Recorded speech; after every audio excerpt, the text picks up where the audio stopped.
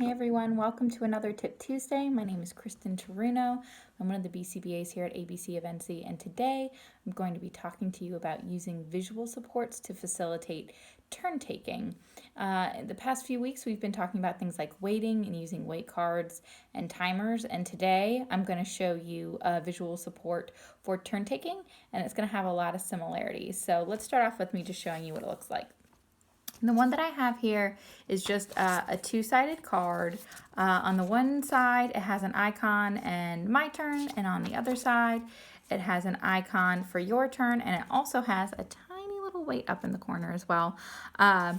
Ideally, you would have the weight put on the your turn side, especially if you're a learner, the individual is already familiar with a weight card, because it's going to help build some meaning to this new visual support.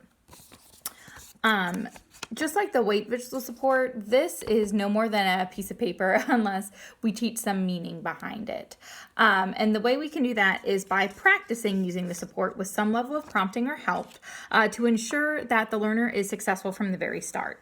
And when they are successful with waiting for their turn and facilitating turn taking, we're providing them with reinforcement, which could be just some praise, tickles, hugs, a song, or something tiny and tasty.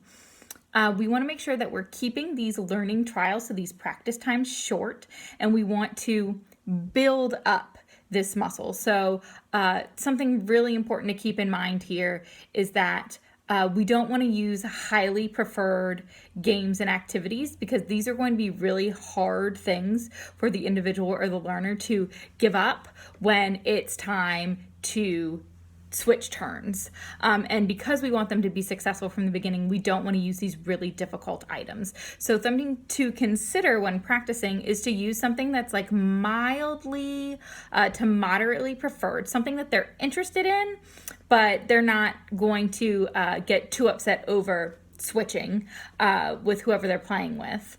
And also consider, this could include like novel items, maybe something that they don't have a lot of history with.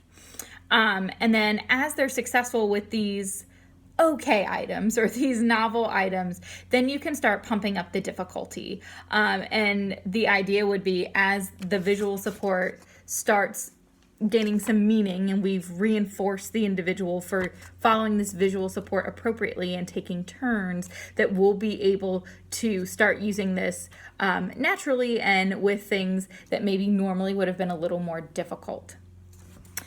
Similarly, you can use this for turn taking with play, with toys, or with games. And I'm going to bring Leo up and demonstrate how to use this turn taking visual with both toys and more traditional structured games. Wait, it's your turn, Nani.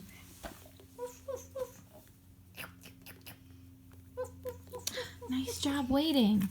It's my turn with the dog. Get the pig. Thank you. All right, Leo, you ready to play some memory? Mm-hmm. All right, we're going to start. It's My turn. okay, flip 2. Yay! Woohoo! Now it's Nani's turn. your turn, Nani. We're going to wait. And this one. Nope, no match. Good try, Nani. Now it's My turn. okay.